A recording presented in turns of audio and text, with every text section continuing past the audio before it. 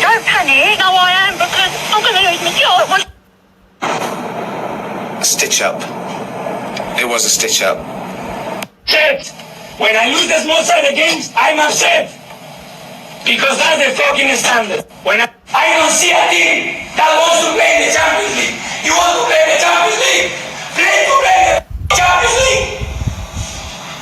And the same to you and everybody. And everybody that comes on the bench to contribute, to help. We were so hard to be here, and we give it away. The good thing, we have 45 minutes. Do you think the best team lost this time? I think so, yeah. Especially for 160 minutes. I'm saying that, and they are saying that because they just told me that. Who did the PSG bench? Yeah. Mikel Arteta. Oh, boss, that game against Bournemouth was crazy. The last-minute goal, we were nuts. Though some people say every time we win a game, we celebrate like we won the league. We don't over-celebrate, do we, boss? Oh, no, Martin Odegaard. I don't think so.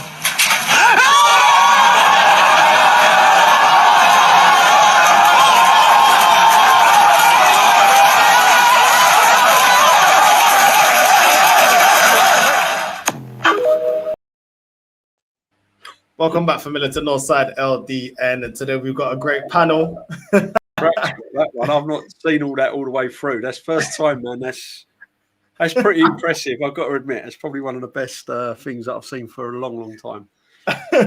DJB, how you doing, man? Yeah, all good. Yeah, well, heavily laden with a bit of a cold. I was struggling yesterday, man, on the trains and that. It was so hot and humid going up to the game.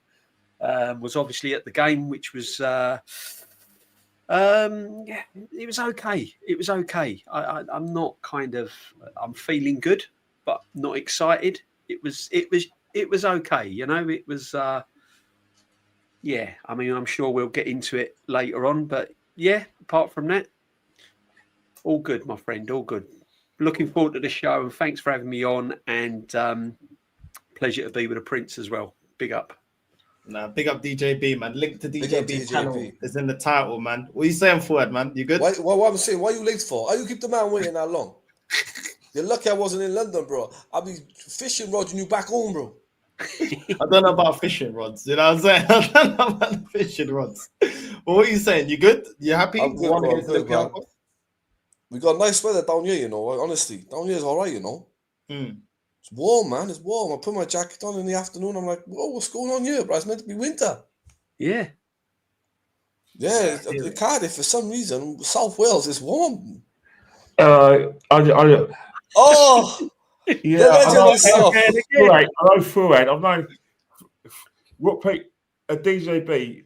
Me and Fuad have known each other for 5 years, and I've met Fuad. Remember Leicester away? Leicester away, yeah. I met Kenny in person. We won 22 season when we beat them 2-0, and Aaron Ramsdale made a great save from a free kick. Was it Madison, wasn't it? Yeah. Yeah.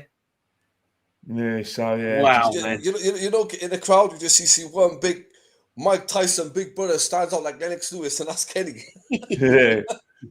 You believe it or not? It was that day when I met what's his name, Premsy. He was at the game as well. Yeah. Nice. Yeah, so it was yeah. Oh yeah, just doing my speaking, doing the thing I do. I'm here till 10, so I hope I do myself justice. No, no, you'll be fine, Kenny, man. Big up, man. Listen, I know you're short for time. I know DJB as well. Let's start with your thoughts. We'll go Kenny first, since you're short for time. What was your thoughts against Olympiacos, bro? It's whether you like it or not, you're going to get games like that in Champions League. I don't care what anyone says. You're going to get, because we got a lot of those games in Europa League. If the standard is not of the sort of quality of a Real Madrid, Atletico Madrid, Bayern Munich, or PSG, then the team selection will threat that. You'll see a lot of rotation, and also as well, you play to the standard of the team you play. So what you do is that you won't put it in.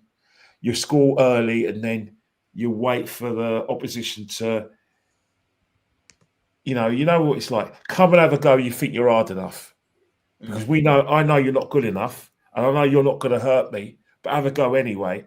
And then when the crowd are a bit anxious, we know we got that second or third gear to go and get the second goal, and that's what we did. And it's that kind of bitty performance, Cast your minds back to the Europa League. Cast your minds back to PSV in the second leg after we beat them 7-1. It was that kind of game, wasn't it? Yeah, no, facts. I mean, it was indeed. It was indeed. Funny game. No, I hear it. What do you think about DJB? Yeah, it was. I think the term job done is probably the phase that suits this game, to be honest. It was job done. It was 3 points in the Champions League. I thought the first 25 minutes we came out, we was looking good. There was some nice interplay. We got into attack very quick. Players were on the ball. Odegaard especially. I'm sure we'll come on to him later on, but he was on the ball looking threatening. And it was all looking comfortable. We got the goal. Keeper, in my eyes, probably should have done better, but we got the goal nevertheless. Martinelli again. And then the second half, it petered out, and we let them come on. We let them build up play. We started to let them have a lot of possession of the ball. No, we weren't really in it second half. I don't understand where people are saying that we dominated the game and it was one of the best performances in the first half under this manager and that. I didn't see that. I saw a good performance in the first half, but it weren't great. It was enough to win the game in the end. Second half, I just thought we was kind of trying to feel our way and thinking, this game's won. And then you could see there was a little bit of panic in Arteta because of the substitutions he made. He brought on Declan Rice and brought on Timber, so he went defensive when we was 1-0 up. And then he thought, right, okay, this is comfortable. And then he brought on Eze and Saka. So he was definitely a little bit concerned because they were winning corners. They had a goal disallowed. And he probably thought, well, hang on a minute, I need Timber on here to shore it up because Ben weren't having the best of games. And no disrespects to him, he's coming back from injury. So he wanted to shore it up. And then once he got them sort of players on the field of play, we then started to get back into the game again in moments. But it was okay. I'm not getting too excited about it. It's 3 points. It's Champions League. Yeah, it was an okay performance, mate. It was an okay performance. I hear that. Yeah, I agree, man.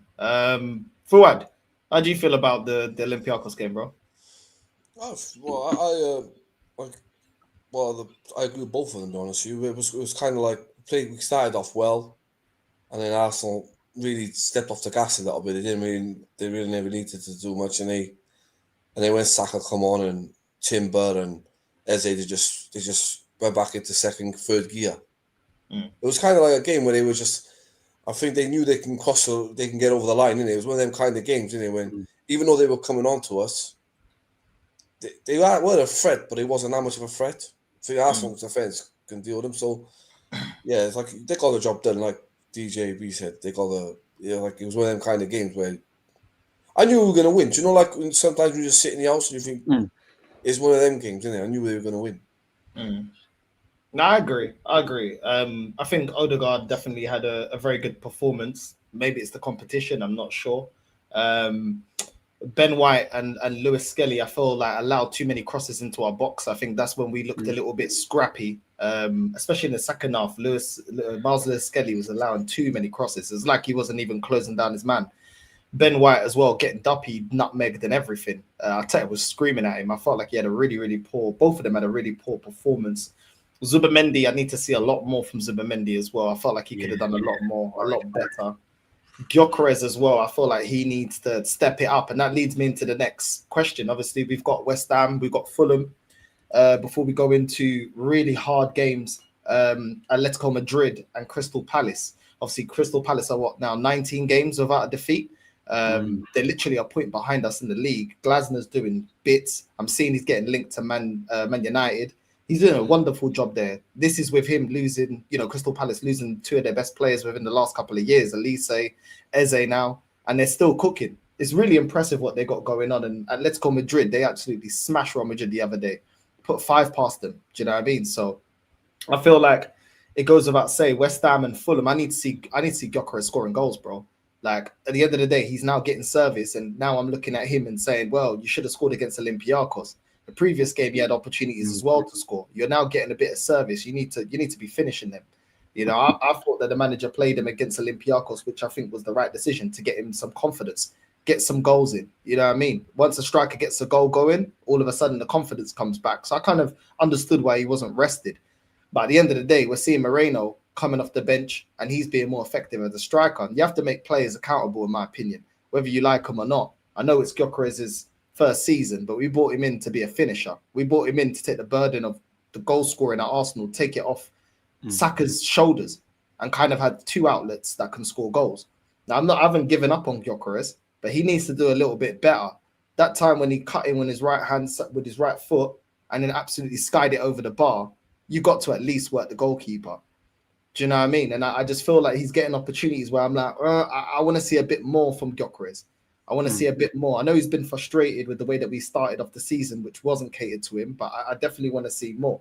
I mean, I'll ask you, Kenny, West Ham, Fulham, they're must-win game. We need to be winning these games going into Atletico. You're on mute, Kenny. You're on mute. Just when you talk about West Ham and you talk about the game where, they had a much improved performance against Everton, who, by the way, haven't won in 4 games. He didn't win in 3 games. And, he's managed to get them a bit organised. But the question is, have they got the players to hurt us? It's a silly question because last season they won at the Emirates. And the season before that, they beat us over the Christmas period 2-0.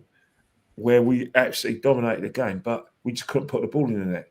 So you can always you always have to sleep with one eye open with West Ham. But you're right; it's a game we have to win on the basis that we shouldn't be even considering anything other than defeat. Fulham's an interesting one because Fulham have always given the game, but they've got injuries to Tete and they've got injuries to Moniz, and then they're not going to be back in time for the game against us. And Jimenez, he's kind of struggling a bit, but they do have a young player from Brazil called Kevin. Who's one they got big hopes for, and obviously Iwobi he just raises his game by 2-fold, and they still have that. For some reason, Fulham, I don't know what it is. What is in what they put in the water down in the Thames, that side of the Thames. But every time they play us, in the last two visits, it's like the performances have gone. So that is a basket. But you win leagues not by beating Man City or Liverpool. You win leagues at places like Craven Cottage, and again, it's a must-win. Gyökeres has to, kind of come out of his little bit of a slump. But if you look at the game against yesterday, and you look at not so much the Newcastle game, but certain games, the level between the Portuguese Superliga and the Championship compared to playing at Arsenal, playing the Premiership. At the moment, he needs to make that jump pretty quickly because what we're seeing at the moment, he is struggling slightly to make that adjustment. You don't get time on the ball like he needs. You know, like the chance. Looking at the chance he had yesterday. Odegaard's kind of put in the plate for him where he can run on it. And there was a time when he got the ball, he got out of his feet. I said, nah, shoot. But he didn't. He took another touch. And by the time the door was open, it snapped shut. The defence has got the ball. And then Newcastle, the same sort of thing. He cuts in. And then he has a shot when you think, hang on here, this is half chance. You've got to shoot early. Harry Kane shoots early. The top strikers shoot early. And I think that's the situation where he is under pressure because we've got no Jesus, we've got no Havertz, who, you know, who knows, he could be rotated with Havertz. Havertz could be the first choice. The fact is, he is our only striker. So he has to fill his boots sometime. But in order to fill his boots, he's got to change the way he plays slightly. He's got to take his chance when it arises. Don't think and overthink it. Yeah, I think with Gyökeres, and I've been getting pelters because I'm a bit like you. I'm expecting a little bit more. The whole reason why we bought a number 9 and the fans demanded a number 9 was to score goals in vital games, in big games. And you know, he didn't. It wasn't him that scored against Newcastle. He scored against Leeds, fair enough, and he scored one from the penalty spot. But yesterday, Champions League, when you're kind of flitting in and out the game and players have been rested, so you're not you're not at full strength, your number 9 is who you're relying on. And for me, I said at the moment, he's looking like a prime Andy Carroll. He's got all the upper body strength. He's barging players off the ball.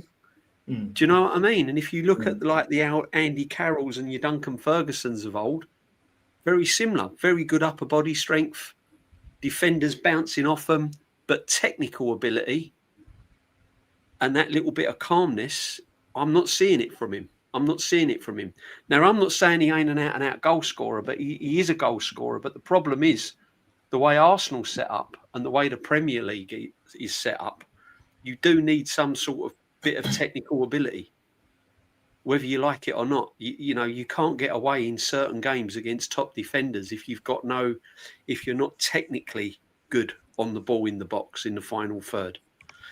And we're not always going to create clear-cut chances for him because it's not the way we play. You know, sometimes we play very defensive.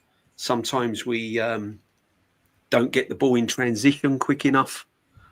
So he's going to have to grind stuff out. He's going to have to make things happen himself. Like you've seen Arsenal strikers in the past. You know, when things are not going quite right, they've gone and done something. They've picked the ball up from the left, or they've drifted out to the right, cut inside, got a shot off.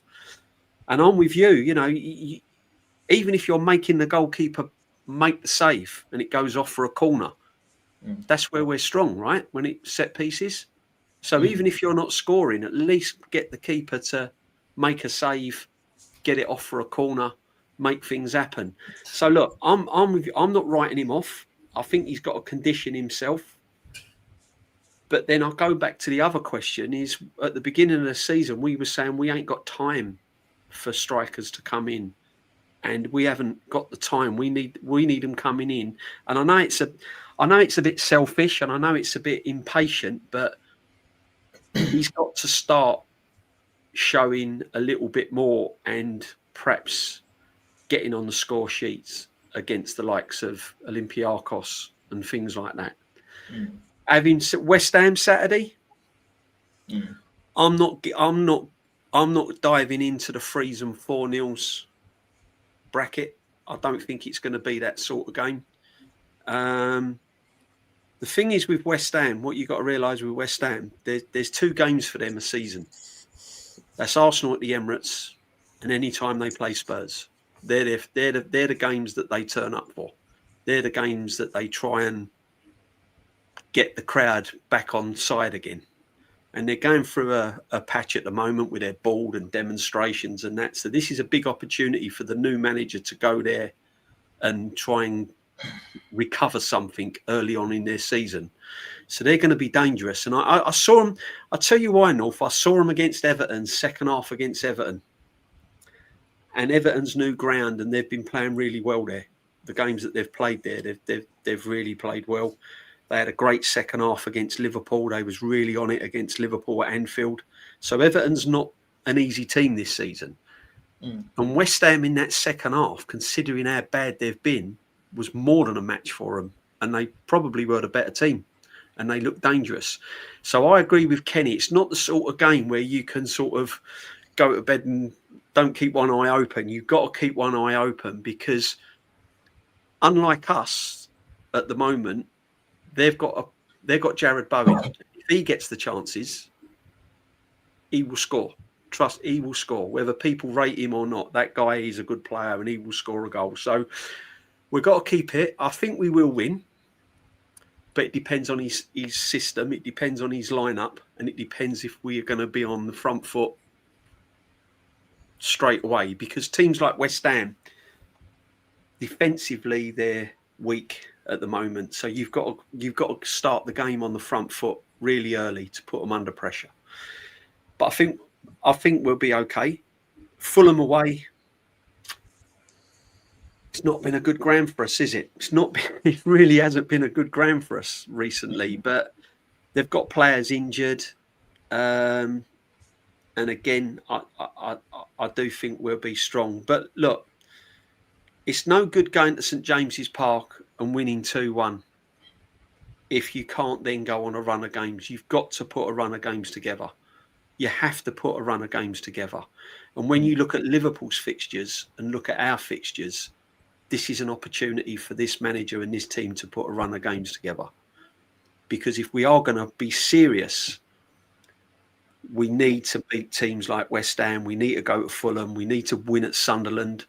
And we need to go into that North London derby with maximum points. So, yeah, I'm cautious but confident, if you know what I mean.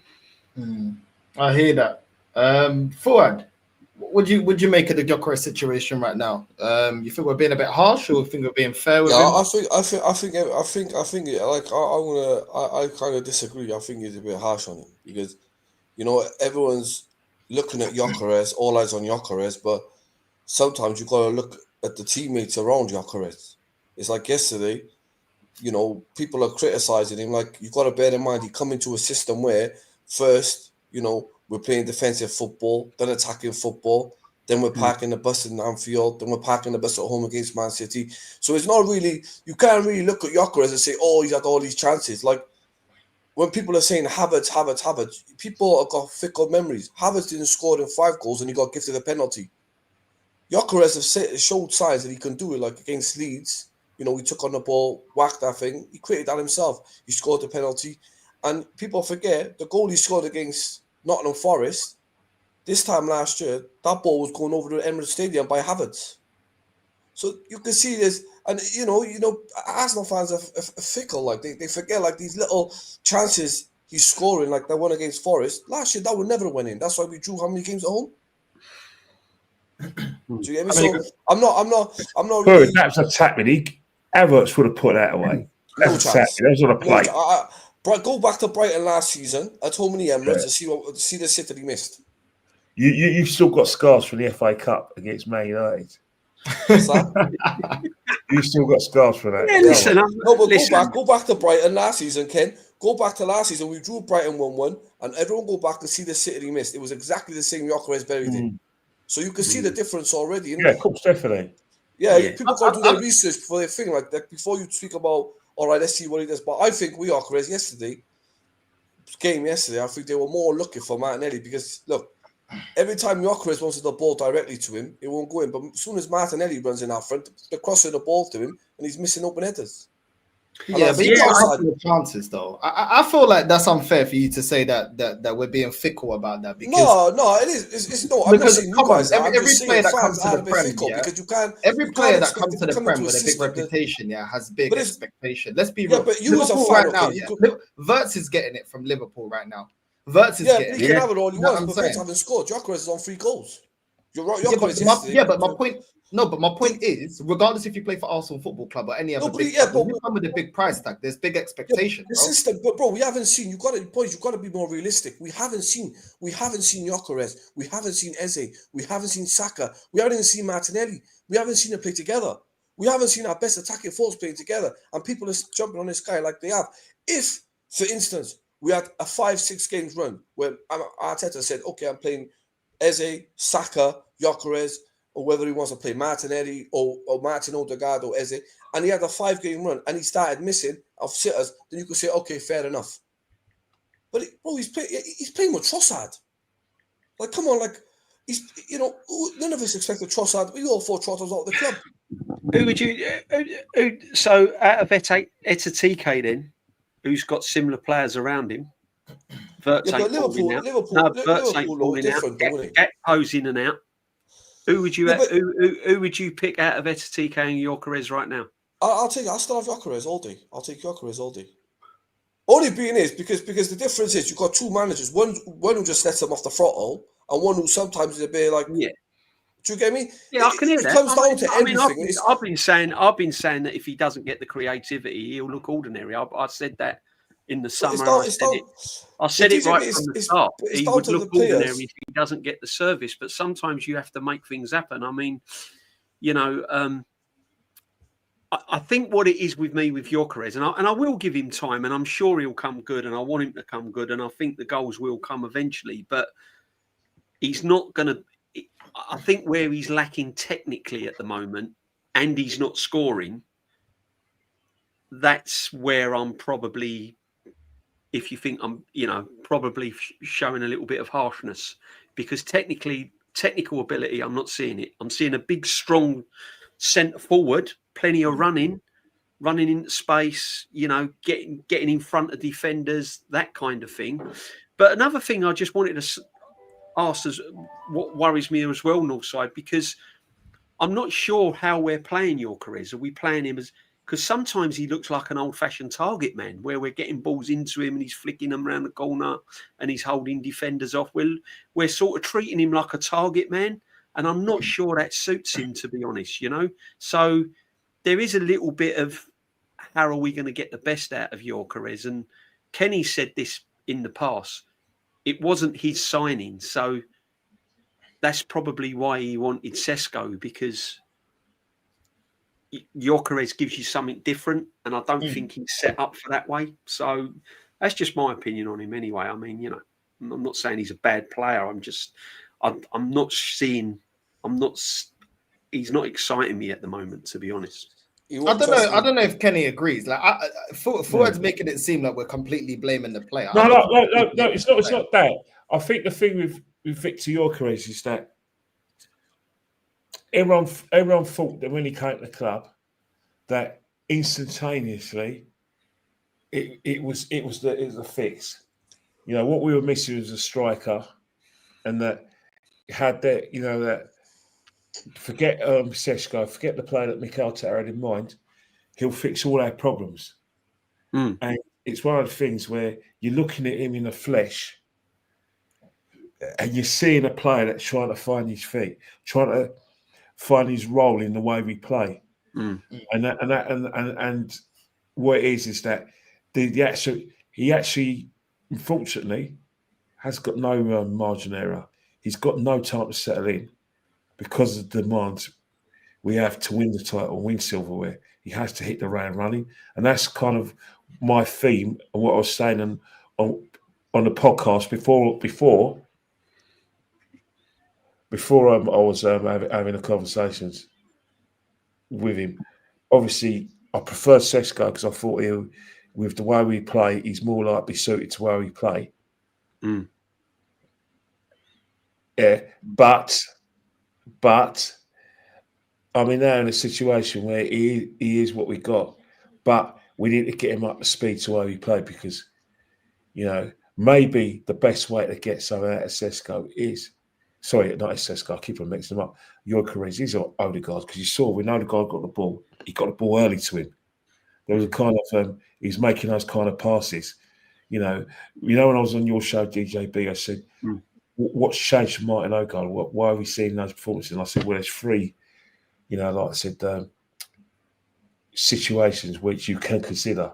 One, injury-free, especially around the ankle. Two, competition for places. Three, he's actually got a striker to find, to pass to, to make early direct passes to. You know what I mean? You know how everyone was saying, "Oh, Mesut had a top class striker. Mesut had someone like Higuain or Suarez and had all these players instead of Giroud. Mesut Ozil will be top. Look at Mesut with Cristiano Ronaldo. He was the best player in the world in terms of assists. You know, and because Cristiano Ronaldo loved playing with Mesut Ozil, but he's got to play with Giroud. And I think maybe Martin could have that with Gyökeres. You never know, but in terms of like that's one of the reasons why I think, you know, why Martin is going to improve. Remember, it's only 2 games. You know, he had credit in the bank last season, but because he had such a spectacular fall from grace in terms of his form, you still sleep with one eye open. Yeah, true. You know what I mean? When it comes, you know, Darren Sullivan's got a bit of a point. He's I think he's probably thinking, you know what? Yeah, the trapdoor shut on Odegaard, but I'm thinking we have to wait and see. We have to see that over a run of games, you know, West Ham at Wednesday on Saturday, Fulham away, then you've got Crystal Palace in form, Crystal Palace. But the barometer is Atletico at home in the European Cup. You know, Bayern Munich in the European Cup. Gyökeres is definitely going to play. He's the only striker. Can Odegaard still find that space to get Gyökeres into those positions? Can Gyökeres score the goals and trouble the Bayern Munich defence? Top-class defence that is. Trouble Atletico Madrid. Top-class defence. Those are questions that we're going to find out in the next month or so. I hope Gyökeres, though, to be honest with you, I want him to score goals, but I want him to fire goals in the second half of the season, the business side of the season. I want him to fire goals in them because I don't want to be one of them players. You know, some of them players who come in, start off crazy, then mid-season you don't hear off them. Then end of the season, they're relaxing in the medical room, or they might as well not be on the pitch because they're not doing nothing. I want him to start off, breathe, and then just hit the ground running from like December and onwards, all the way to, and that's where you want him to hit the ground running. Because now you could score all them lovely goals, but when it comes to the business end of the season, is where we're Arsenal throttles, and we need him in. So now I just want him to breathe him, get a few goals down there. I hope he scores about 10 goals from now to Christmas. You know what is fair though. Thing with Fred though, right? We got to remember one thing with Victor, and you talk about the type of strike you're talking about is when there's only 4 strikers that are capable of meeting those kind of standards you just set, and they do it season after season, and they're doing it this season, with the exception of one who's injured. Mbappe, every time you get on your computer, you said, right, Real Madrid are playing. At full time, he scored it every time. He scored in virtually every game. Then you look at the Bundesliga results. You look at Bayern Munich. And you say, right, Harry Kane, bloody hell. How long has he only been there? He's been there 5 minutes. He's already on the course for 100 goals if he's not scored them already. And then you look at Haaland. You know what I mean? Gyökeres is probably not in that bracket. And probably never. I don't know, Ren. I don't know. I reckon once he starts I reckon once he finds his feet, he's going to score loads of goals for us. I rate him. Those 3 players are technically better than Gyökeres. It's his goal vision, though, isn't it? He just knows how to put the ball in the net, and that's what we want. Those 3 players can can make something out of nothing and score. I think Gyökeres got the ability to do it. It's I don't know. You don't know what's going on. Like you can see already that. Like, look, I know it's the Portuguese league, but they still got goals. So where there's goals, he's going to score. But he's awesome, mate. I'm not one of the ones who's going to turn around and say because he's done it in our league, he's still done it. But I think he could do it in England, no problem.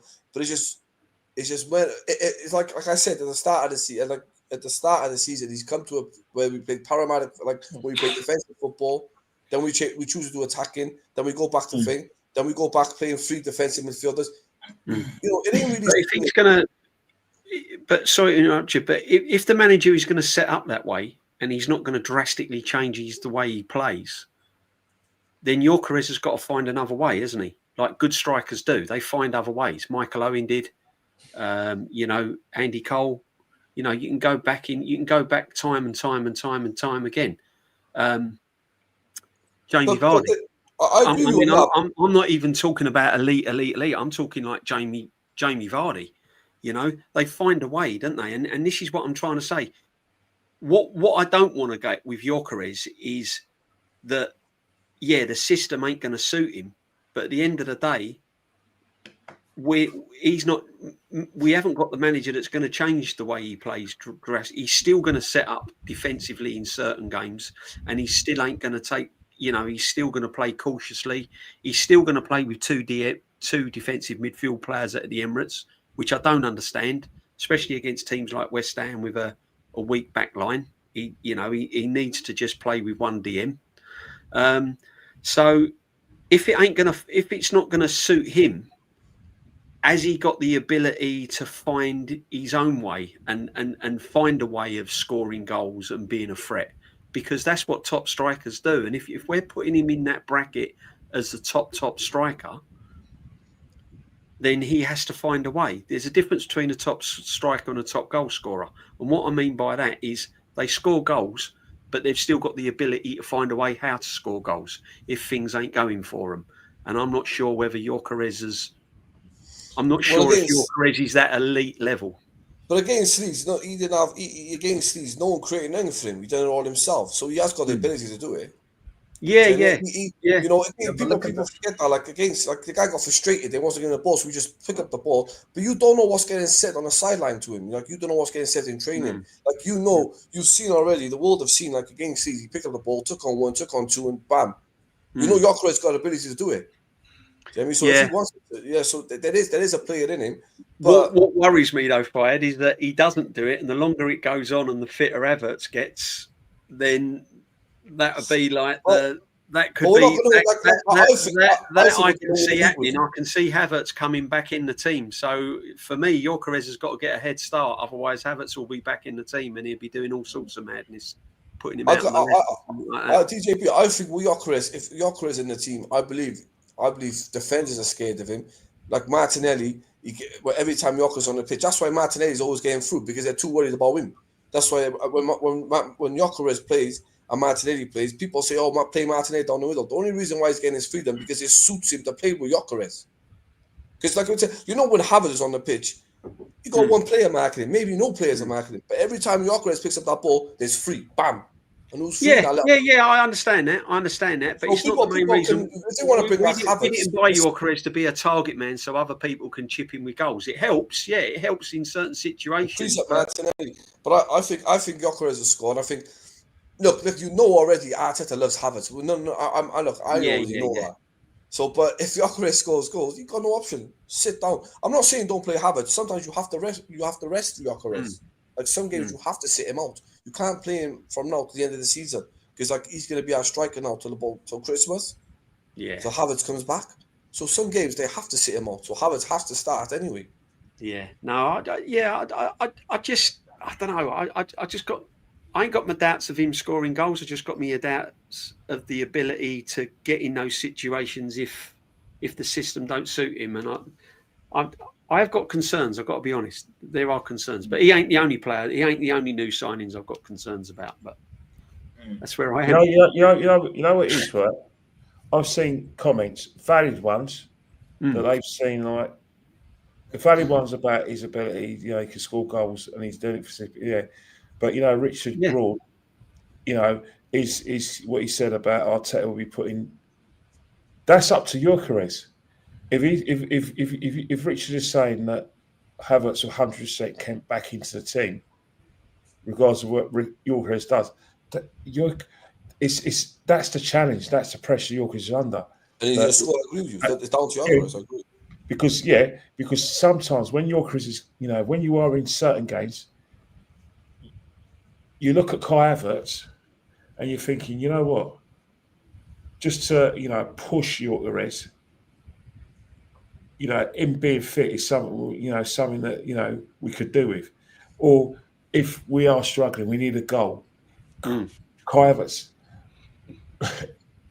But Marino's doing what Gyökeres should be doing. He done it against Newcastle. Surely we need Gyökeres to pop up and do things like that. Do you know what I mean? Listen, it sounds as if I'm steaming into Gyökeres, and I know what you're saying, but I just think I do. But it's true what North said. We're bringing on Marino, and he's more effective than Gyökeres, and that's not that weren't the deal, was it? That weren't the deal. But it's the start of the season. Like I think Gyökeres will start. You watch, come 2-3 months time. You guys are like, you know what? All right. Gyökeres be anyway, but none of you writing him off. So there's no point in me saying that. Like you guys already think he's going to come good anyway. So, but I'm just saying, I found yesterday some of the players though were like he was calling for the ball, and they were giving it to Trossard when he was in. Do you get me? And you see that a lot yesterday. Like why? But I've been saying this for the start of the season, though. I've been saying this in the start of the season that I wasn't really blaming Gyökeres because I could see him dropping the shoulder, losing the centre back, and that split second he's asking for the ball. By the time he doesn't get the ball back, I saw it against Liverpool. Even there's times he was trying to break away and he's not receiving the ball, and I can see his frustration. That then goes down to what's the instructions from the manager for the number 10. But if the manager's going to be playing Rice in the 10 or Moreno in the 10, it's not going to work. Players need some consistency, especially if you're bringing them in from a different league. There's no consistency in the team lineup. The team lineup a lot of the times is wrong. Let's be real. We didn't play convincingly in a lot of games. Man United, we were all over the place. People put it down to the first game of the season. We weren't great against Liverpool at all. We just nullified them and didn't even try to play Gyökeres through. Man City was absolutely shambolic. So I kind of feel for him because it's like, well, why is he not playing with Odegaard? Why is he not playing with Eze? Then when he does play with Eze, you see a bit more creativity. You see our number 10 taking shots. Like Eze was being proactive against Newcastle. You know what I mean? Unlucky not to score in that game. So I just feel like, the manager persistent with Martinelli. Martinelli is not going to play him through. Yesterday against Olympiacos, Martinelli on the counter-attack. Gyökeres is through. All you got to do is square it on the left, and he's through on goal. Doesn't see him. And I can see the frustration from Gyökeres in those moments where he's like, well, I'm free through on goal, and I'm not receiving the ball. This goes down to the manager. When he brought in Eze and Gyökeres, he should not have a clear plan for them, know exactly what team he's going to play and how to get the most out of them and what they're going to offer to the team. Instead, it looks like he doesn't know what the strongest position is for Eze, which is crazy. He keeps chopping and changing the midfield, which means there's a lack of chemistry between new players. You're not playing into Gyökeres' strengths, and you're trying to turn him into a false nine, almost like Gabriel Jesus, when he doesn't have the ability to really do that at this moment in time. Maybe with time when he catches up to speed, but I saw him do it in the Portuguese league, but he ain't doing it here. So then just when he's asking for the ball, trying to get in and behind the defenders, release it. I don't understand why that's hard. We did that in 22-23 season. Every single time we had the wingers making runs, you had Jesus linking up, and then he would make a run. We'll get into the box and we'll shoot, score. I don't understand why he can't coach this team now to do the same thing that they were doing in 22-23 season. It's literally just counter-attack. How can you not coach a counter-attack? You did it like flipping 3-4 years ago, bro. So I just feel like with this manager, he's making it harder for the players that have been brought in. Eze was playing better at Palace than he is here. That, to me, goes down to the manager. He ain't come from the Portuguese league. He was already performing. He already scored a goal. What was it? Didn't he score a free kick for Palace against Chelsea before he moved in? So it's like, bro, like, you already know that Eze is up to speed. Why is he not looking at his top potential here at Arsenal in a better squad? Because of the system.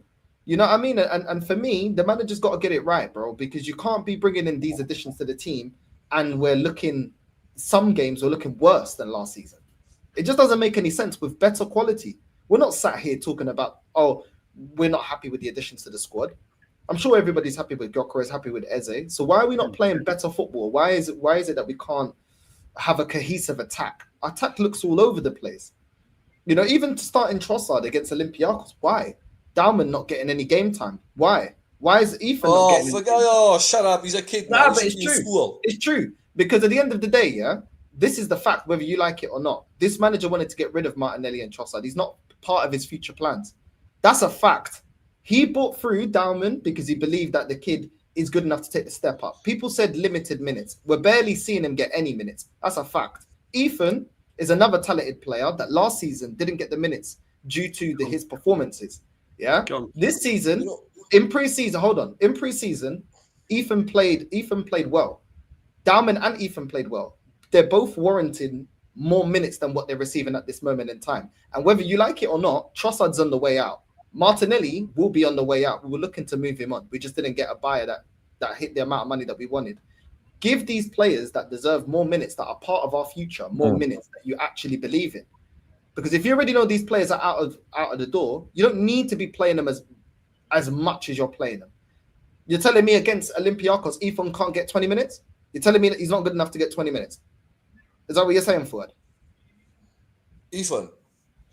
No, Ethan's good enough to play 20 minutes. But listen, I'm not going to sit here, all right, bruh. Like, you've got a lot of the fans, all right?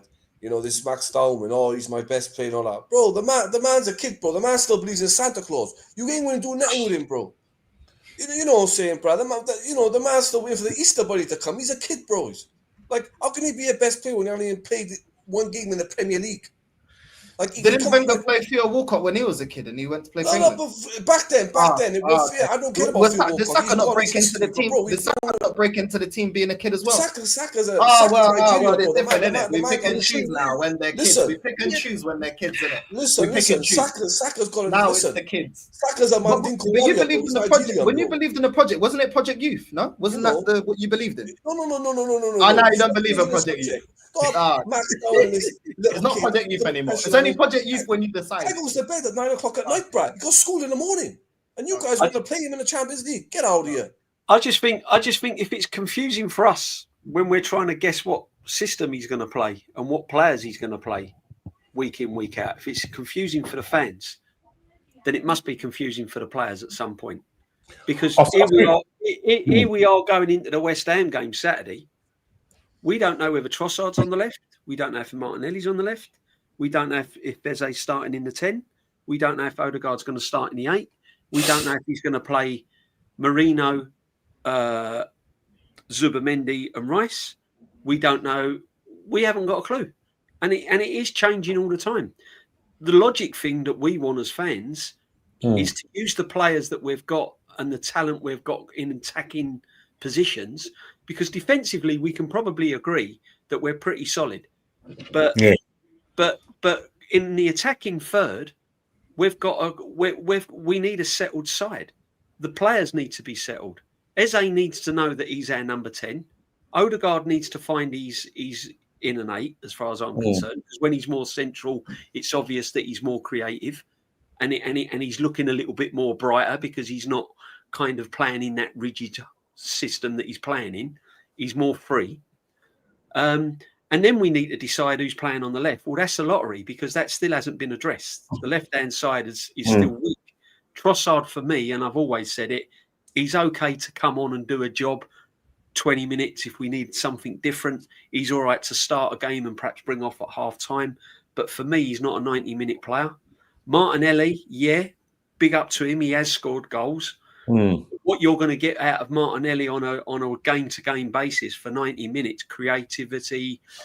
He's still not got his head up. He's still running down blind alleys. You still don't know what you're going to get from him. He's still making bad errors and mistakes. So the left-hand side, people say to me, we'll put Eze on the left. But Eze's not creative enough on the left. He can play on the left, but he's not effective enough on the left. He's more effective in the number 10. So this manager has got to think to himself, right, Gyökeres is got his doubts from certain fans. Gyökeres has got his doubts from certain media. I'm gonna prove him wrong now. What I'm gonna do, I'm gonna give him the opportunity to score the goals. So what I'm gonna do, I'm gonna play Eze in the 10. I'm gonna play Odegaard in the 8. I don't need two defensive midfield players at the Emirates when we're playing teams like West Ham. No disrespects to them. I can put Rice in a 6 because that's another thing. Zubimendi is not a 6. Not in this league. He's too weak. He's too lightweight. He loses possession. He gets barged off the ball. He misplaces passes. You can't have a player in a 6 doing all this madness. You need someone in the 6 that gets the ball, keeps the ball, doesn't get pushed off the ball, and dictates the play. I'm not seeing it for Zubimendi. He's another one now where I'm thinking, you know, I was expecting a little bit more from, and it's not happening because he's losing possession, and is that his fault? Is that his fault? I don't know, but to me, he's not a 6. He's struggling in that 6 position. So then it comes down to the manager. Okay, what can I do with him then? I'll get him further forward. I'll push him in more of attacking positions. So all of these questions you have to ask, because for me, Zubimendi is probably out of. We've been talking about Yorker as the new signing and Zubimendi being playing an integral part in midfield. I'm not seeing it. I saw good performance against Nottingham Forest. Other than that, no. Yesterday I saw it with my own eyes. People were saying that he run the midfield, and I'm thinking I need to go somewhere, because what am I seeing different to everyone else? Because I'm not seeing it. And I was watching him. He gave the ball away. He lost possession. He plays safe. He doesn't. He's not brave enough with the ball. He doesn't open the game up. He just missed a safety. Gets the ball, knocks it 2 yards. Then he gets caught in possession. Then he doesn't retain the ball. And that's what I thought we bought him for. I don't know. I'm not seeing it. I'm sorry. No. So yeah, for me, he's got to pick a team. He's got to stick to the same team, and the manager's got to make up his mind what he wants to do in key games. That's where I'm at. Hello guys, I'm gonna have to Hey, DJB, we like the Bossage tweets, aren't we? We're on every Kenny, we're on every single stream, mate. I tell you, we're the Gabriel and the Saliba of the stream world. I keep telling you that. I'll tell you we're never apart. We're never apart. Well, it's all week long. If we win trophies, we'd be better. Yeah, exactly, mate. Exactly. Anyway, I love you, these. Keep in touch. Northside, keep in touch. I'll speak to you guys soon. Big up, Kenny. Bye. Big up. Bye. Big up to Kenny, man. Every single time. Yeah, I speak to Kenny. Kenny speaks most mornings, bro. It's the only time you behave, man. It's literally the only time you behave when Kenny's here. No, I'm never going to mess around when DJB's here and Kenny. I got respect for him. But when it comes to you and Lauren and Hardy and the Chocolate Brothers, Lee Gunner, I will never ever show you guys respect. Listen, I'm not confrontational. I just see it from football. I just watch. No. You can say and I DJ, just see what I see. Listen, I have got etiquette. I got respect for my own. Yeah, moving on to I mean, yeah, I do agree with North with the manager. He's got to.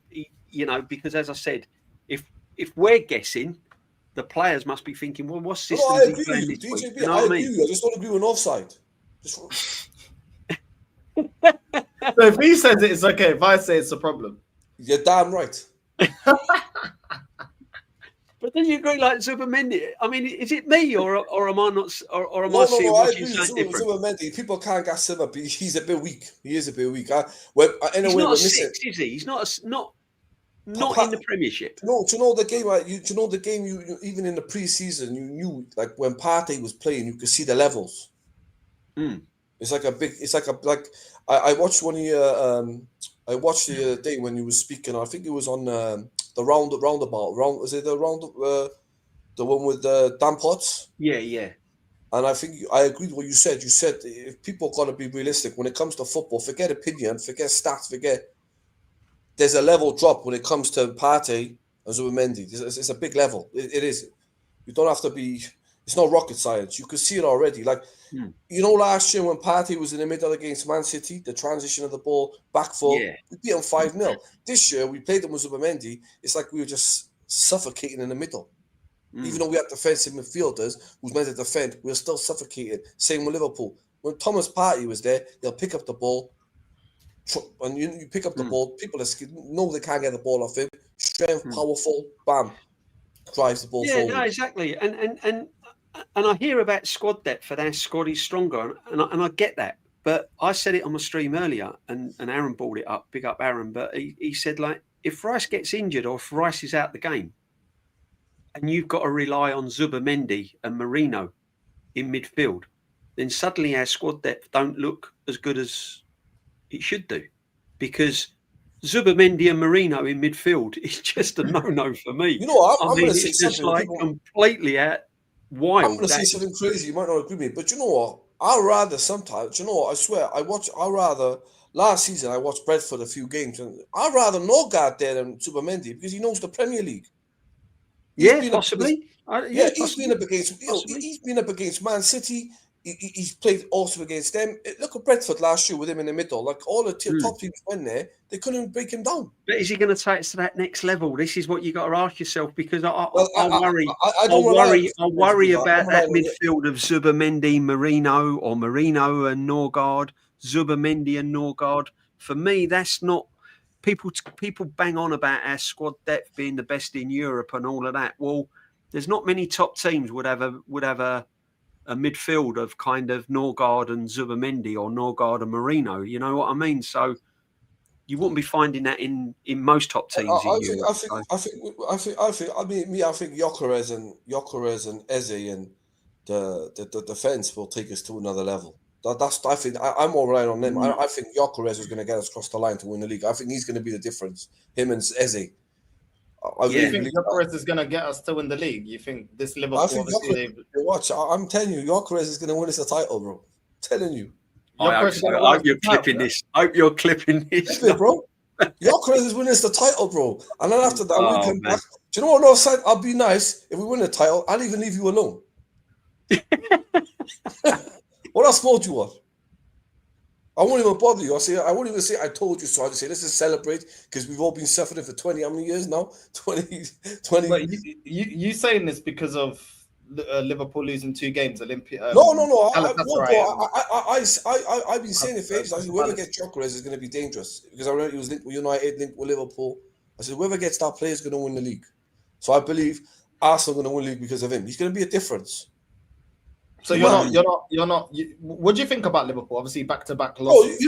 Listen, Liverpool. I'll be honest with you that they can always turn it on. Like I'm not going to write them off. Do you know what I mean? I know they're not playing well, but I think only thing is I think Slot. I think they should never got rid of Diaz. I think getting rid of Diaz because like when you go back into last season. When they were drawing with Palace these games, they were 1-1 for ages, Diaz scored 13 goals, and 10 of them goals were winners. No, that man's gone. Like, he sold Diaz. I think they should have got Guehi in, because Konate's been making a lot of mistakes. Yeah. No, I agree. As well.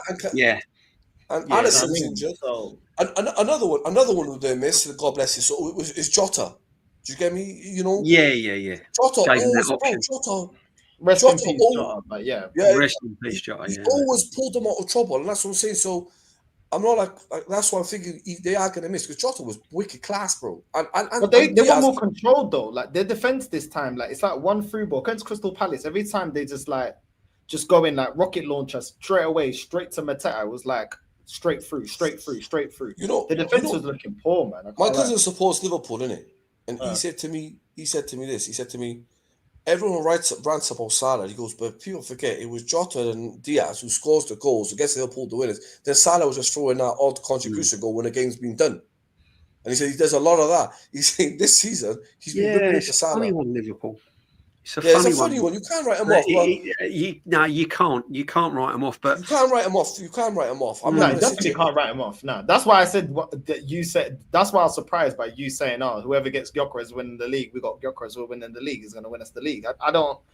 I just don't think that's enough by itself. I don't think that's enough to beat them. No, it's not going to be enough. It's not going to be enough. As I said, I still think we've got a problem on the left. To be honest with you, we have definitely got a problem on the left. Unless Madueke can come back and he puts Madueke on there. But then Saka got his goal from the left yesterday. They switched. Saka has played on the left, like when he played at left fullback and stuff as an attacking fullback. But perhaps that's an option. I don't know. But I do agree with Northside what he was saying, because we all thought, I even did, I thought Trossard and Martinelli were out the door this summer. Yeah, exactly. And I do agree with him. And there's no secret about it. We're linked with Berta's come in, and his head of scouts was the ex-Juventus player, and now Arsenal looking at that Juventus left winger. What's his name? His name is Yildiz or something. Yeah, Yildiz. Yeah, that's the one. Yeah, Yildiz. Yeah.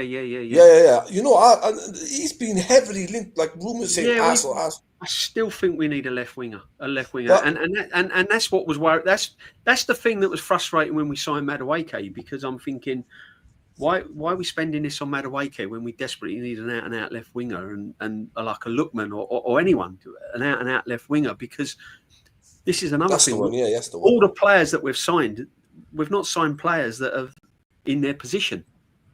You know what I mean? We're signing centre halves and playing them left backs and things like this. We've never really signed anyone that's an out-and-out in their position. So I found that a bit frustrating. But yeah, do you think they'll get rid of Trossard in January though and bring in this player?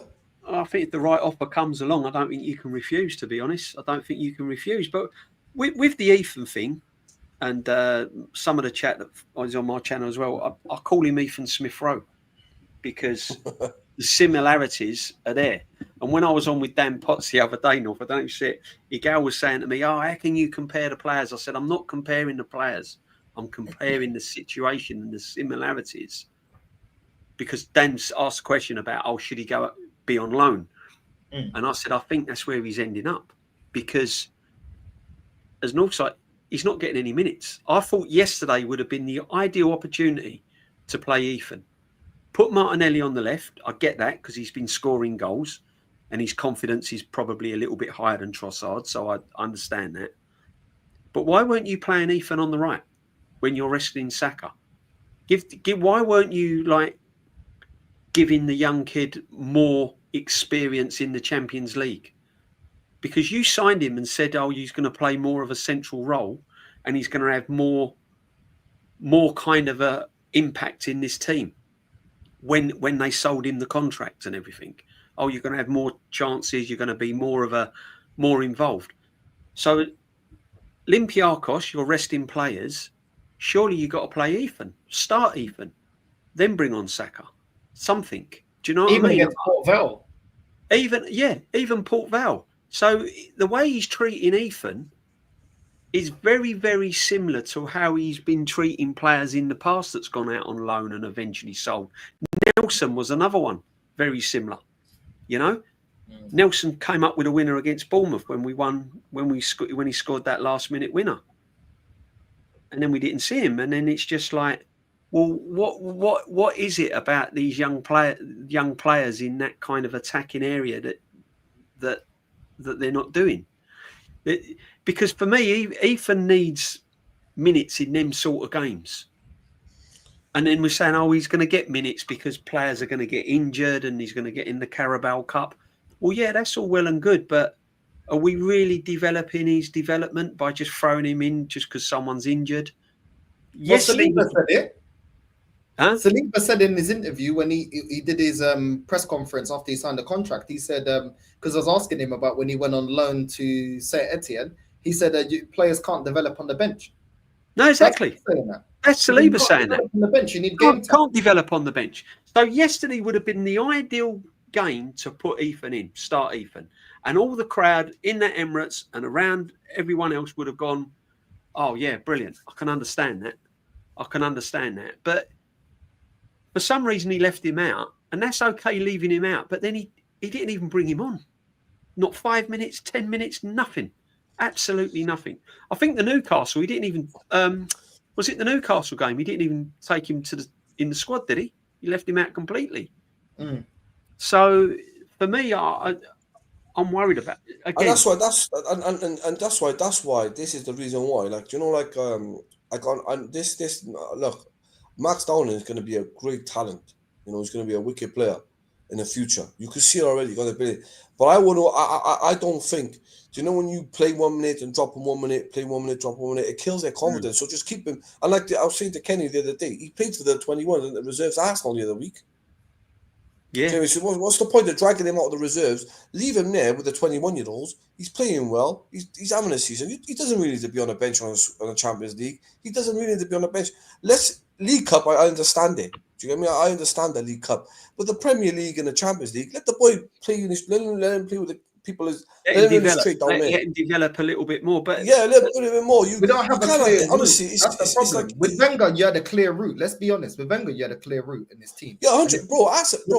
Wenger would use the cups, yeah. And if you performed, he'd let you sink or swim in the cups. And if you can make it in the cups, then you'll get game time in the league. And if you performed in the league, then you get game time in the squad. Yeah. If you continue to perform, then you break into the starting 11.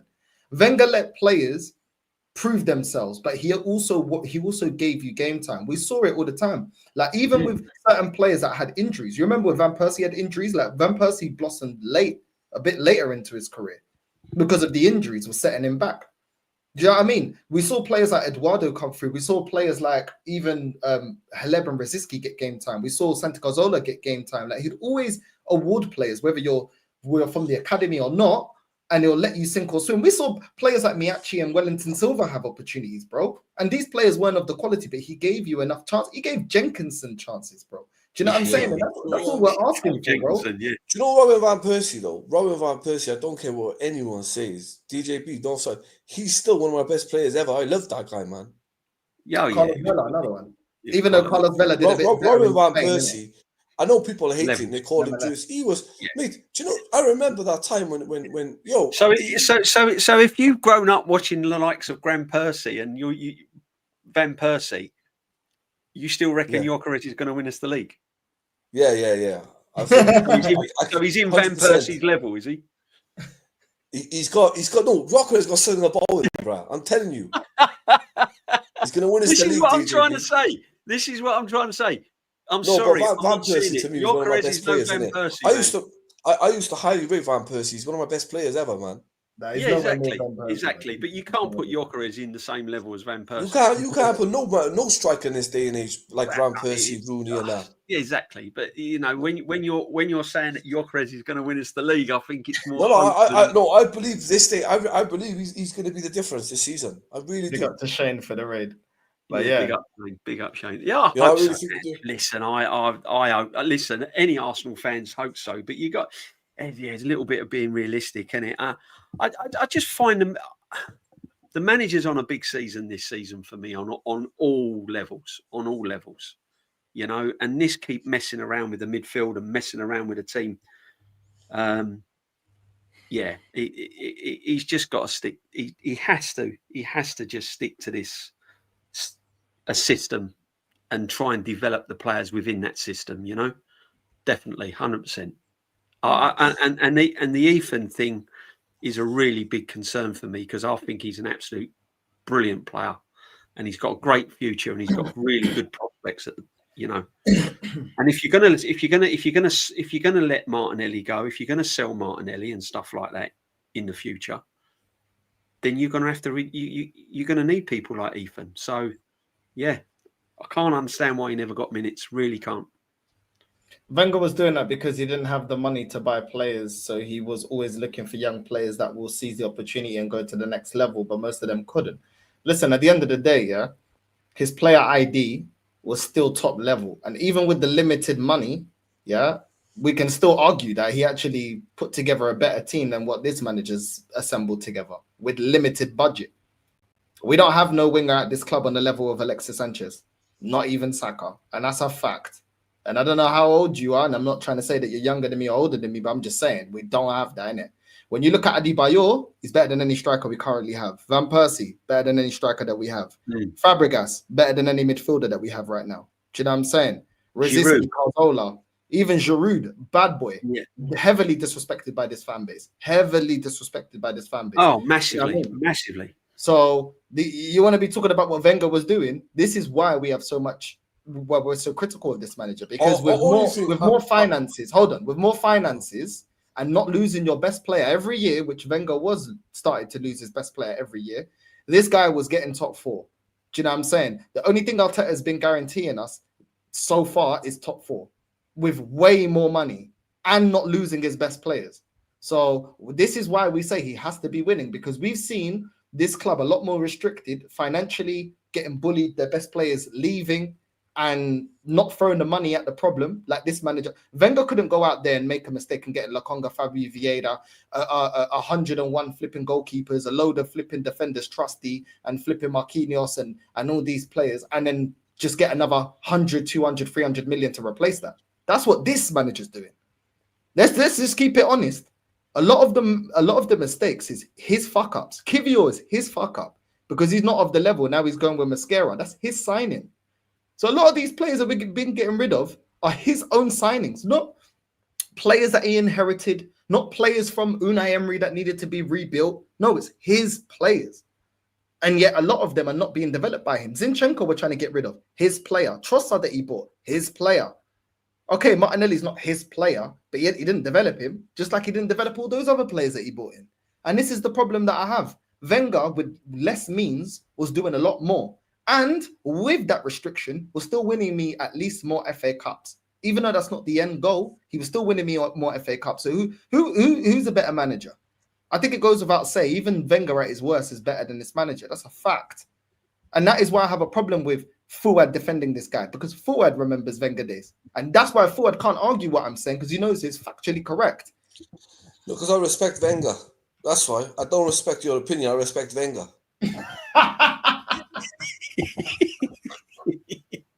What an answer, man.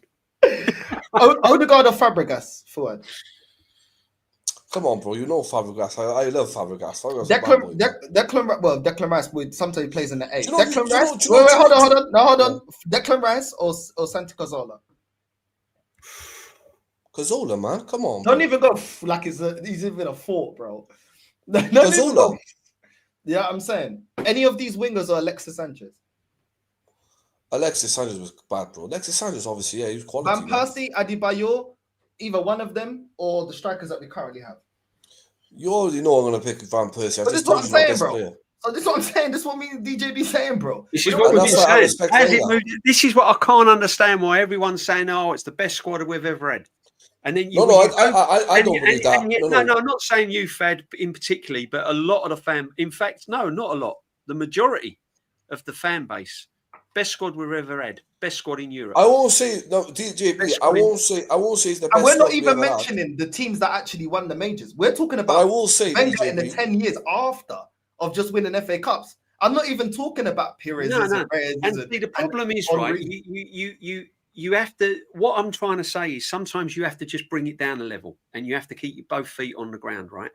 So I'm hearing at the Emirates last night in just talk. In the concourse, getting a drink at halftime. Oh, yeah, I'm really excited about this season. I've never seen a squad like it. And I looked at the guy and he's like 5 years younger than me. And I'm thinking, how are you saying that you've never seen a squad like it?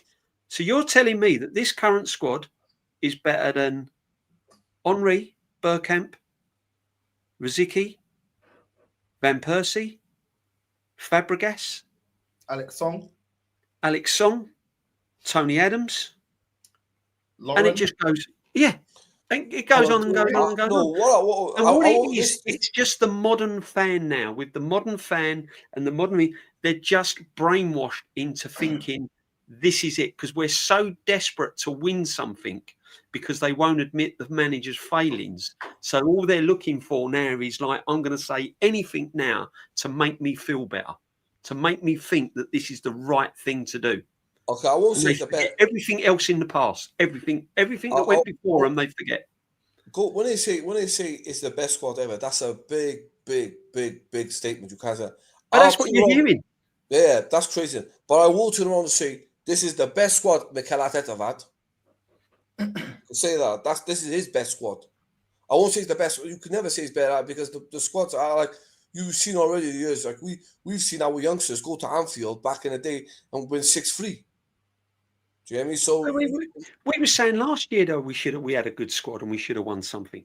No, last year's squad. We said it in 22-23 season when we was like playing some good football and stuff like that. We were saying it then. Oh, what a squad this is! Look at this Arteta. Look what he's doing to these players, and we still fell short. And now this season, I tell you what. I tell you what's like. Odegaard's had a good game last night, right? He's had a brilliant game. He's had a really, really good game. Yeah. But it's against Olympiacos, remember, okay? And he's had a brilliant game. Now I'm hearing our captain's back. He's back. We're going to win the league. The man's back. Last season, when I was hearing he was back, he went hiding against Liverpool. He went hiding in the North London derby. You didn't see him show up in a lot of the games. And he was meant to be back last season. So all I'm saying, although it's wonderful to see him have a brilliant, outstanding game yesterday, why are you now thinking, oh, this is it, he's back, it's a miracle, as if someone's seen someone from above, from the heavens above, and gone, oh, at last, he's here, you know? Listen, he's had one good game. Let us judge him after. If he's doing it after 5 or 6 games, and he's doing it against Atleti, and he's doing it against Bayern Munich, and he's doing it away at the Etihad, and he's doing it in the North London derby, and he's doing it against West Ham and all of that on a consistent basis, then I might thinking, hang on a minute, Odegaard's found his feet again. But it's all what really gets me, and this is why the Arsenal fan base by other fans is hated so much, is we have one moment and it's really blown out of proportion as if like, oh, that's it now. We're here. We're going to win the league. Who has made us favourites to win the Champions League? I want his phone number. Seriously. Where's that? Where did you see that one? We're favourites to win the Champions League. It's been all over TalkSport and everything. Come on, man. Come on. Jamie O'Hara was talking about it last night, apparently. Yeah, did you see the Arsenal fan who phoned him up? How are we favourites to win the Champions League and the Premiership? So we're going to win everything. It's like a Twix, DJB. It's like a Twix to get a double. You know what I mean? North. I want to. This is. I've never known it. I've never known it with this modern day fan base and manager. I've never known such outrageous kind of statements. How are we favourites to win this Champions League? Tell me. This is mad. So we've got a better squad than Real Madrid. We've got a better squad than Barcelona. PSG. You know what I mean? PSG. We can't even lay a glove on them last season, but now all of a sudden it's a miracle. You know what I mean? It's crazy. This is why they open themselves up for criticism. Because if you're going to put yourself in any walk of life, if you're going to put yourself on a pedestal and you're going to big yourself up and you fail, then you've got to be prepared to take everything that comes your way. Yeah. And that's how I look at this manager. Because he installs this into people, and he's the one that's brainwashing all these people and making us favourites for this. And it's just mad. It's really mad. I just don't understand it. But that's where I'm at.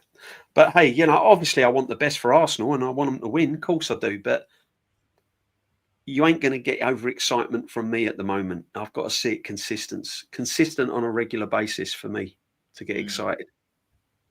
Now I hear it. Even forwards keeping it a little bit humble. You know what I mean? Football's a humbler. Even he's already with the party poppers. The pom poms come out. You know what I mean? He's one of Arteta's biggest cheerleaders. I'm telling you now. I listen quite a lot actually on your show, and he's a top. He makes me laugh as well. You know what is with these lot is I criticize Arteta, but you know you criticize with this guy and Lee. They try wheeling you into their devil. They try wheeling you in, and the thing is with me, I'll do it in a different way, Fad. Is that what you're saying? You know when they do it to Iga very well. Iga goes crazy. Oh yeah, but come on, man, Iga. But with me, I know what they're doing. See, they're playing off one another. Do you know what I call Lee the shepherd, and you got the sheep there. Do you get me? And then if vice versa, Northside becomes a shepherd, Lee becomes the sheep. It's vice versa. Like, do you agree we should be favourites to win the Champions League, though, Farad? Seriously, we've never won it, so I don't agree with that. We've never wanted to be favourites, bro. Yeah, but we've never won the league under this manager. But you believe we're going to win it with him? Is it different? We become close in the league champions. Do you know what? We got to the semis, bro. So where's the logic there then? Where's the logic there? This manager's never won a league title. So why do you believe that he's going to win a league title? He's going to win it this season. Is the season he's going to deliver. Okay, so we're not going to win the Champions League because we've never won it as a club, but we're going to win the Prem. No, under a manager that's never won a league title. You believe that he's going to win a league title? He's going to win the league title. Yeah, I believe he's going to win it this season. That makes sense. Yeah. But one thing about the Champions League, though, is kind of makes someone like personally. Why are you not believing? Favorites is Paris Saint-Germain. But why are you not believing though? We got the best young manager in world football. No, because Champions League is a different league game, isn't it? They just won it, so the favourites should be the ones who won it. So PSG. Okay, PSG are the favourites for the Champions League. Who's the favourites for the Prem? Liverpool. But you just said whoever gets Gyökeres wins the league. So which one is it? Yeah, no, I believe Arsenal are going to win the league. We got to dethrone them, haven't we? First. So why did you say that Liverpool are the favourites then? Liverpool are the favourites, but we're going to win it. Yeah, we've gone down to second. I mean, even this is bad enough. I mean, I've just had an update, and we've just gone down to we're going to win the league Northside. Pretty much level with PSG to win the Champions. It's us and PSG. I mean, that's just like, come on, man. It's mad. I'm telling everyone, we're going to win the league. We're going to win the league. It's our year. I hope so. But when it comes to there's a lot of things for us to win the league. We've got to get a lot of things right, haven't we? We have to be flawless. Arteta this year, he's going to take his time, not panic, let him play, win the league. Then what I'll do when it comes to the parade, I'll meet you all in the parade. I want my pack of Whispers and a pack of Snickers. You understand what I'm saying? Farad, I'll give you whatever. Honestly, man, I'll give you whatever you want. Mars bars, anything. If we win the league, I'll be well happy. Honestly, when we win the league, after DJB, I'm coming to see you in London. We're doing a celebration. Yeah, together. Honestly, I'll be gassed if we win the league, but I won't want this manager for another. I won't want this win the league and then go. He knows he's got to win it this year. He knows win the league and then go. And people say I'm mad, and I'll tell you why, right? Because if he wins I'll flip it on this. I'll give you this scenario, right? Arteta wins the league, and they give him another 3 years. That means he's won one league by the time his contract ends in 10 years. So if I was to say to you, would you be happy with one league title with a manager in 10 years? What would your answer be? It's going to be nah, never. Never. That is why when people say to me, "You mad? You'd want him gone if he won the Premiership?" I'd say, yeah, because what will happen is he'll get another 3 years. So he would have been here 10 years, and he ain't going to win nothing in 3 years' time. It's taken him 6-7 years to win one league. So in 10 seasons, he'd have won one Premiership. I hear what you're saying, because then they'll do the Wenger thing. He's done it before, give him another chance. He's done it before, give him another chance. And the narrative would be, give him another chance, like they did Wenger, give him another chance. And that's when they start out. I get where you're coming from, to be fair. But then again, for me, if a manager wins a major honour, you should give him another chance. Yeah, I understand that. I'll give him a 2-year contract. I'll give him 2 years. So he gets 2 years, 2 more attempts. So you get 1 year, don't win it the next year. The following year, you got to win it, or your contract's done and you're fired. But don't give him mad contracts like 3-4 years. If he wins the league this year, I get what you're saying. I get what you said, DJB. I get it. If he wins the league this year, then they'll win it back to back. I think they'll win it back to back. I love it. This is what he's scared of, because this he's gonna win it back to back. You know what I'm saying? I believe if we win it this year, we win it back to back, bro. Listen, I hope that Liverpool continue to have these defensive issues. Konate keeps playing like his head is in Madrid. I hope, bro. I don't care how we do it. The thing is, that's what I just want to win it. Liverpool the only threat, though. Sorry to interrupt you guys, but is Liverpool the only threat? Well, they're not the only threat, but the other teams have been a bit inconsistent. You don't think City? City. Yeah, I'm not writing them off. City. I'm not writing them off, but they've been inconsistent, bro. I can't lie to you. Yeah, they're a bit too inconsistent for me. I mean, Palace is there, but I'm expecting Palace crunch end of the season, them falling off a little bit. I feel like they still have a high. Like we all said about Leicester. Oh, they won't win it. Top of the league at Christmas. No, they won't win it. Easter. Nah, they'll fall off. Don't bring us back to that. Don't bring us back to that. That there, even Fuad can't even come out with an excuse why we didn't win that season. No excuse. That's got to be one of the best achievements in Premier League history, and it must be. Leicester, man. Yeah, because that's like well, not the same, but I know that when Forest won the Champions League back to back, man, that was crazy. That was amazing. That was one of the best. That was probably the best, to be honest. No one will ever do what Brian Clough did at Forest. No. Oh, the Leicester, I can come with a few excuses. Huh? The grass wasn't cut properly in the Emirates that season. They wanted it too much. Next time, we'll it too much at half time. Who would you have as manager, though, Fuad? Who would you have as manager? Seriously, if this manager don't get over the line and he's gone at the end of the season, who would you have? Luis Enrique. See, why didn't you pick a project manager or a young manager, somebody that's never done it before that looks good? When you spent, to be honest, when they spent £1 billion, really and truly, they can't go backwards. Yeah, they've crossed that threshold now, haven't they? Yeah, they've crossed that threshold. The only other thing I can see him doing, and I'll wind Kenny Ken up about this all the time because he'd hate it, but this is the sort of madness Arsenal would do. They'd go and get Cesc Fabregas or something. Please, no. I saw him being linked to Man United. I saw somewhere. This is what I'm saying. He will get a big job, Cesc Fabregas. Seriously, he'll get a big job. Somewhere along the line, someone will take him. And in matter of cost, yeah, I don't want anyone that's had links with Arsenal. My next manager, I don't want, bit like Berta being the sporting director. I don't want anyone linked or ex-players or anything like that. Not for me. Just best in class. Let's get best in class. Yeah, definitely. I hear that, man.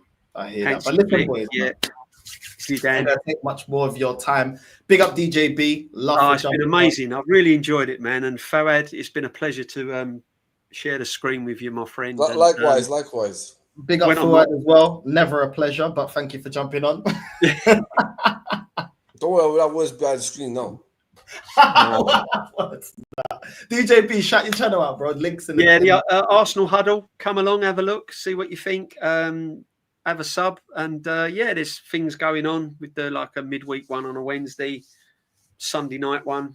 So all good things. Talking about Arsenal and football and stuff. Having a look at fixtures, post matches. You know how it is. All good, man. But no, 100% respect Northside and Fuad. It's been amazing. Thank you. And big up the chat as well. Big up everyone.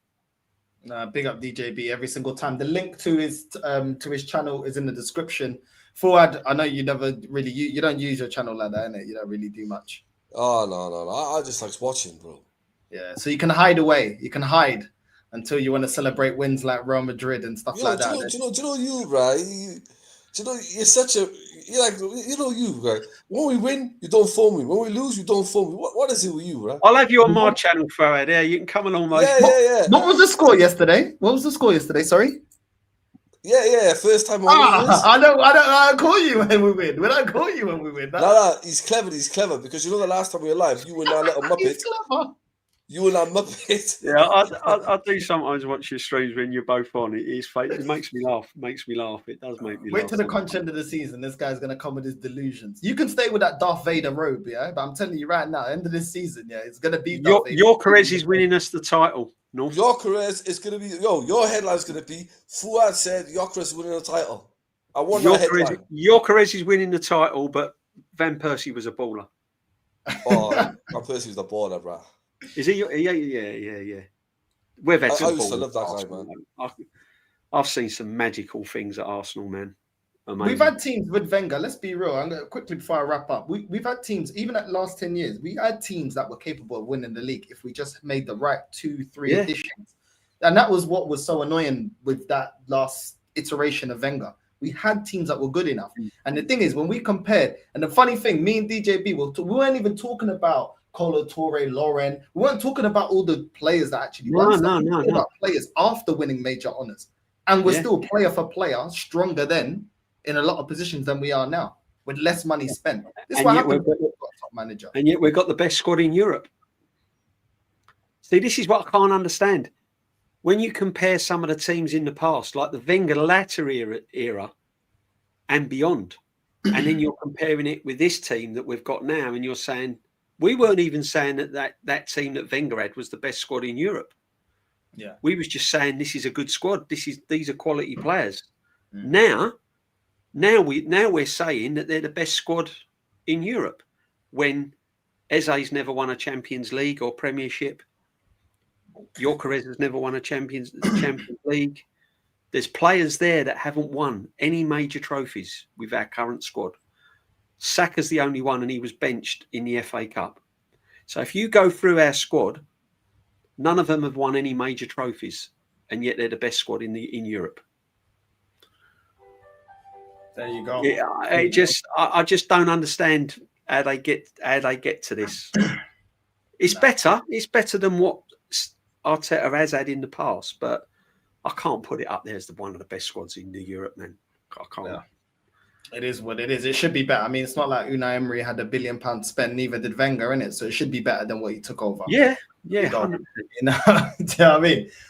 Big up to everyone that's locked in. Around 11-ish, I'm going live, episode 1, doing a FIFA career mode, episode 1, to anyone that does want to watch.